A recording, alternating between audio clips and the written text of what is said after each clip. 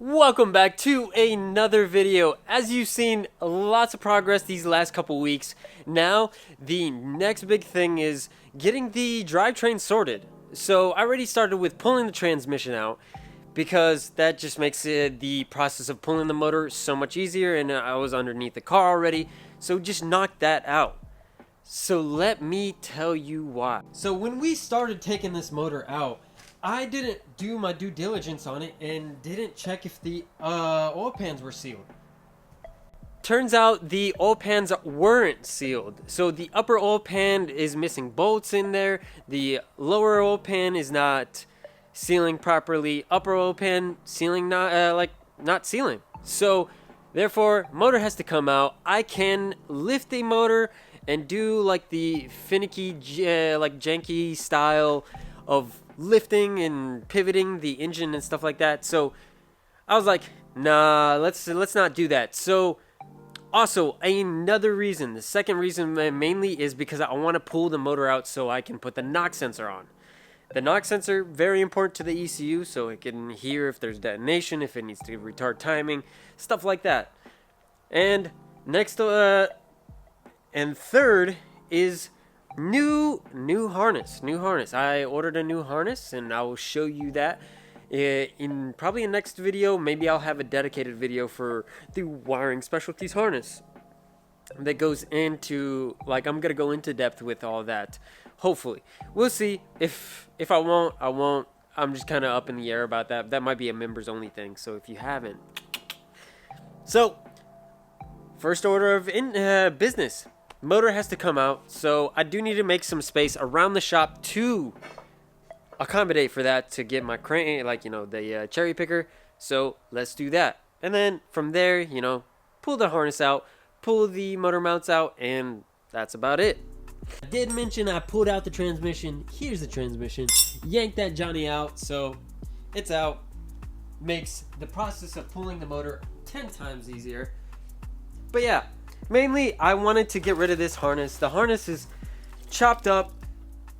This scares me, and a lot of this scares me. So I was just like, okay, let me just get a swap harness, and that makes life 10 times easier.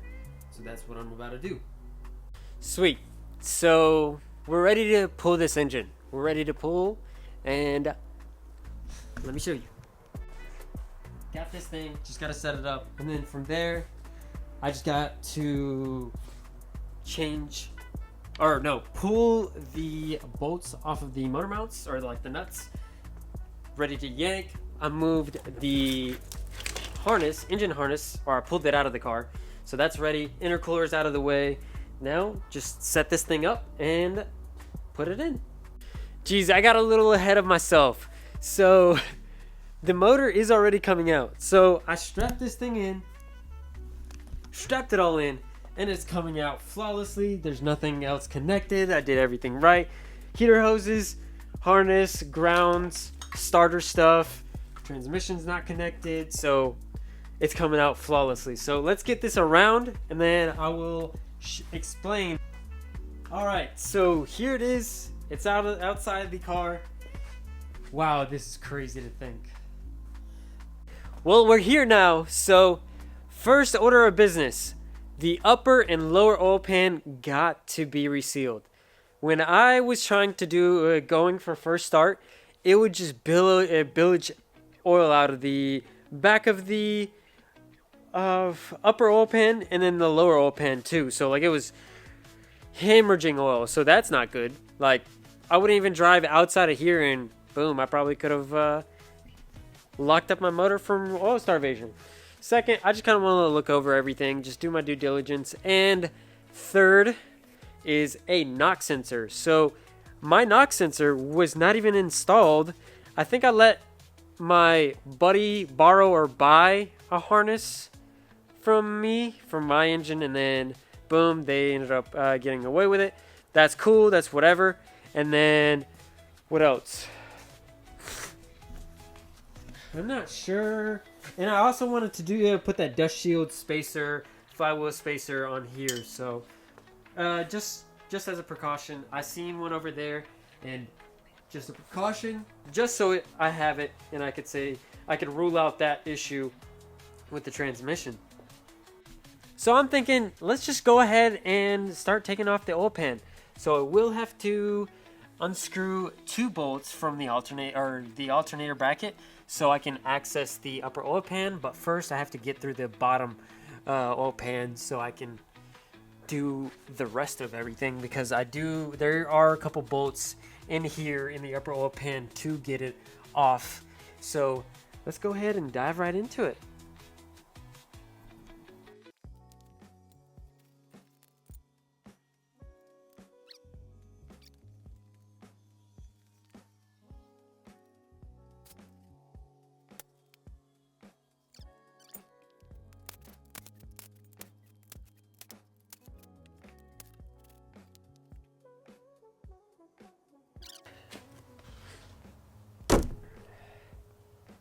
Hecka dirty in there. There's moths in there. There's all kinds of dirt.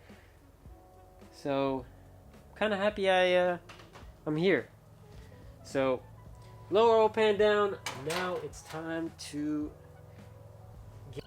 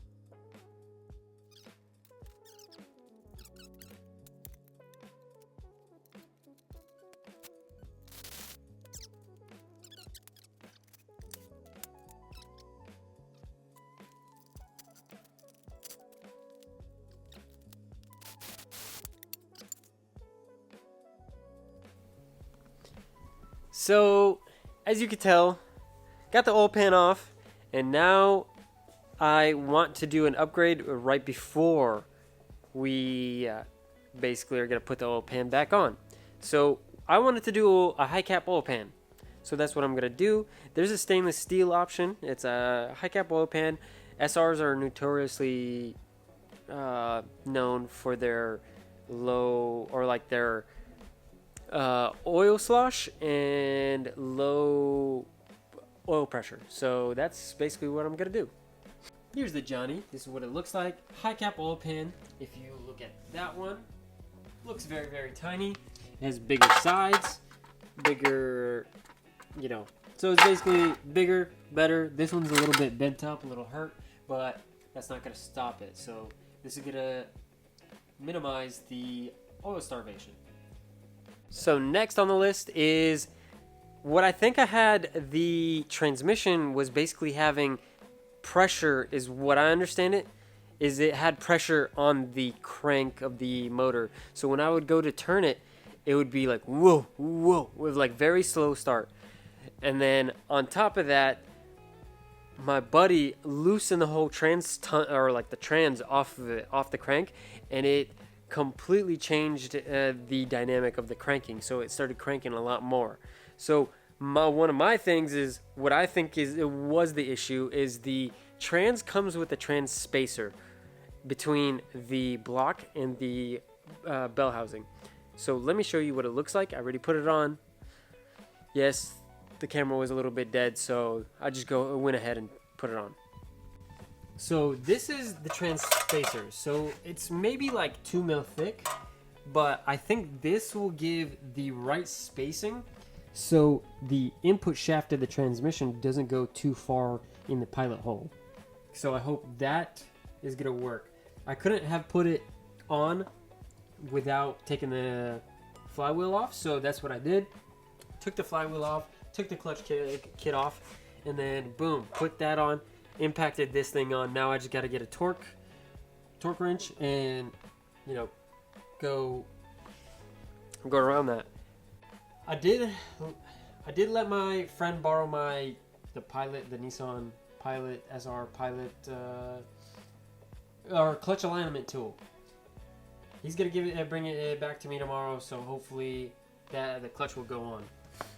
In the meantime, I will put the upper oil pan on, but I'll save that for another day. It's already 11 o'clock, so I kind of just wanted to put it on maybe tomorrow. Had a long day, I want to relax. One more thing I fixed was the turbo elbow, the elbow that comes off the turbo. It was missing a few nuts. I didn't realize I did that. I guess it was a mistake on my end, but fixed it. But basically, all these nuts that go on this turbo elbow housing, basically bolted it all up. And it looks good now. So it's tight. It's up to torque specs, so we are good there. I also went ahead and basically fixed the oil drain, so like the turbo oil drain, which is this thing. So I did have a shorter one, and it did not go to the extent of like everything, like full size. It was just kind of like pinched off here, and it was just kind of like not all that tight. So went ahead and got one from the other engine that I had. So put that on, there we go. That's more bulletproofing for this. And from here, it looks pretty great. I might pick up another spare CAS or cam angle sensor so I can know I have the right cam angle sensor.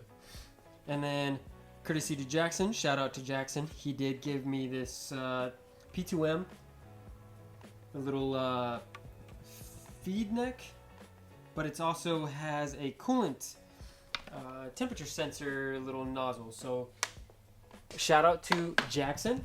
He got me that. So like a little thing pops in here, and then you just tighten it with a clamp, hose clamp, and boom. And then you have external temperature sensor, which I already have for my cluster or my gauge cluster thing. Let me show you right quick so you know what I'm talking about. So this is weird angle, but basically cluster harness, it's gonna go on the driver's side on this side. So if I'm sitting here, it's gonna be on here on the A pillar. So for one of them, I have coolant temp sensor, so water temp. So that's directly where it's gonna connect to. The next one is AFR, and next one is Greddy. I got an old school Greddy one, which is pretty cool. I'll show that later on and go into depth into that. But that's where it's gonna connect to. The main reason why I wanted to, the big main reason why I wanted to pull this motor was it was missing bolts. Like the upper oil pan was missing bolts. So I scavenged my whole shop, went through everything, all my bolts, all my everything. So as you can see, I basically pulled out all my bolts, all my nuts, everything, any like parts that I could possibly ever have. I was like, okay, let me pull all the bolts out. Let me look at every single one. And the weird thing about SRs is the upper oil pan has so many different style bolts. So they go from short to like very short to it's crazy. So let me show you. So one size is basically this. This is an upper oil pan bolt, and then it also goes to a bigger size, which is a lot bigger. And then, but that goes on the back side. The main one which I was missing, which was like on the side, but like the engine was kind of canted the way the car was sitting before I put jack stands underneath it. It was this bolt. So I think they go on both sides of the motor, and one side had all the bolts and one side did not have the bolts, and I ended up finding it. So instead of going on Faction Motorsports or anything like that, and you're spending $3 a bolt plus $15 shipping. So thank you Jesus, thank you SR gods. Jokes. But yeah, that was the main reason, and that from that section was where the oil was basically pillaging, not pillaging. Basically, it was coming out. But yeah, but now I'm basically ready to reseal the oil pan now. Upper oil pan, reseal that, pop that in, and then as you can like as you've seen earlier, the new oil pan, or like the new lower oil pan, I'm gonna probably use a mallet, mangle the metal a little bit, even it out so it's like kind of flush on the floor because it looks bent up, and I'm kind of scared about that. So let's reseal it.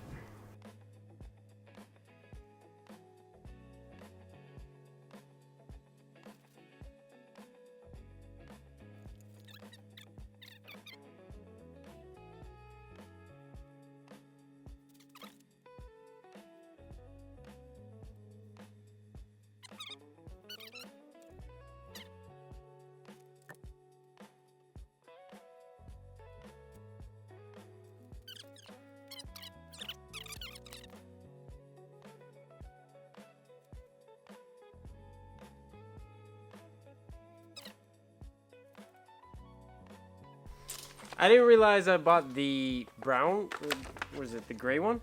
The ultra gray, whatever gasket maker. I usually go with the black one. I don't know why I bought this one. Maybe this was cheaper at the option, so like I was kind of like going budget. But yeah, we're gonna crack this one open. Hopefully seal this one and seal this one right so this one lasts longer. Cause like, geez Louise, dude, this, oh, two of them, 2 tubes and 2 black tubes. I know they're like fast setting and what have you and whatnot, but I don't know. I really don't know. It's so we got the final stretch here. So I don't know. For the camera, it might be a little bit goofy. And this is not that bad to mix. So you don't have to worry about it too much.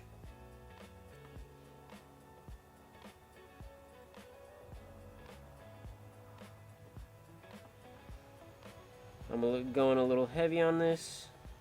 Probably not the best thing to do, but sweet. That and the upper oil pan is sealed. Now we can just throw it up on there.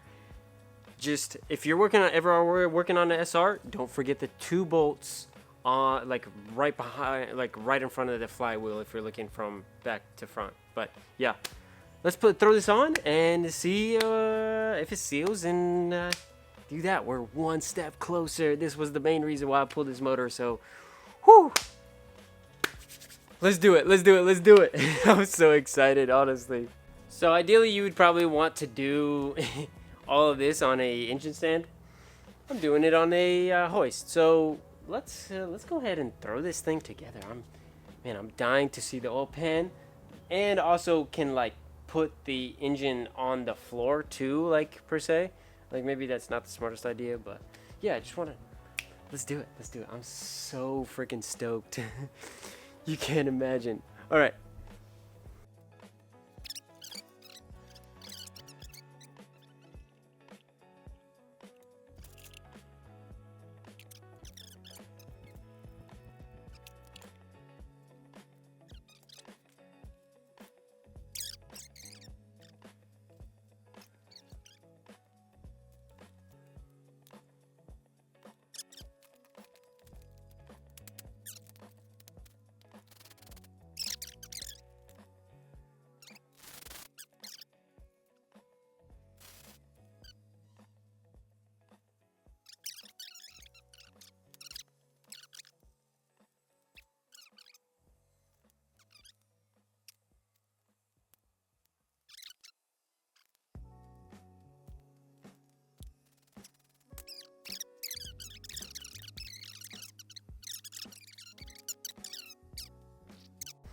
So we're a lot closer. I didn't find all the bolts, which is, bummer, but we're so close. Let me show you. So oil pan is on, which is such a relief. As you can see, I'm missing 1 bolt, and then up in here there's the oil pan bolts right here. I'm missing 1. It's like a very tiny small one. Maybe I kicked it somewhere over there, but got those 2 bolts. Very important. Got these installed. So I'm missing one over here. That is the dilemma. So we gotta figure out where are we gonna find these bolts. Maybe I kicked one. Maybe it's somewhere like in the parts bins and stuff. I'll look through the other like block one, the other block that me and one of my friends bought, and we'll see. We'll see if I find it in there. Please, please, please. I've been needing these bolts. So 1, 2, 3. I think I'm missing 3 of the extra long ones with like the sleeves on them, and 1 tiny bolt, and then that's it. And then baffle, like upper oil pan baffle goes on, then pan, and then we're a-okay. We are, on the fine, on the final like countdown. No, I don't know. We're gonna figure it out. I'll keep you guys updated. Let me go find these. Oh my gosh, I found it. I screwed it in. All the bolts are there. Turns out some of the bolts that are don't have like the sleeve, that are like the longer ones that are towards the front of the block, actually work. It's not a few threads, so it's risky. I was like, you know what, let me just send it. I did also find another sleeved one that was from a KA engine, but yes, turns out great. So now the awesome part is we throw the upper oil pan. I just gotta tighten the 2 nuts that are like off the rear what's it called, crankshaft gasket basically, and then lower oil pan goes in. Cleaned it, man, it looks so spiffy. So yeah, we're super close. Now we just gotta toss basically the camera died. I don't know what I was talking about, but next on the order is the upper, or like the baffle pan, whatever, like the upper baffle. So I did end up tightening it like a finger tight, and it is in place. So here she is. It's this. So now we just gotta tighten it up. I believe it's 7 screws. So let me go ahead and tighten that up. Pretty easy installation. It's not bad. Just make sure you put it in the right orientation. You really can't mess it up. Sweet, with all of them tightened up, it looks absolutely beautiful.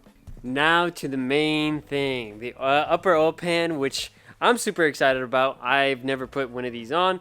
Unfortunately, we have to lather it up a lot because the mating surface is very smooth. So we're gonna have to seal it up very well so it doesn't basically leak or anything like that. And the main thing is because the oil spillages or spills over the top of that thing, so it seals and it keeps oil like above where the seam is at all times. So let me show you what I'm talking about. Maybe you can't see it with the baffle now, but it basically comes out right here, and it basically almost hits this thing. So the fill line is like somewhere right here. So somewhere right here. Sorry guys, but yeah. And so it's the oil is gonna be pretty up there. So we're gonna have to seal it up very well and tighten it really well. Okay, and now to sealing.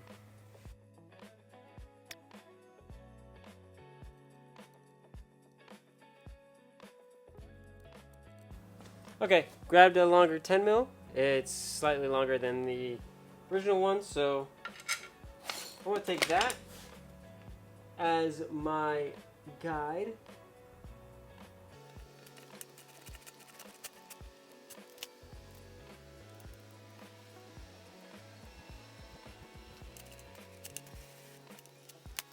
I don't know what it is, but my camera keeps on dying. I charge it like 50%, 60%, and it just dies so quick. But good news, man.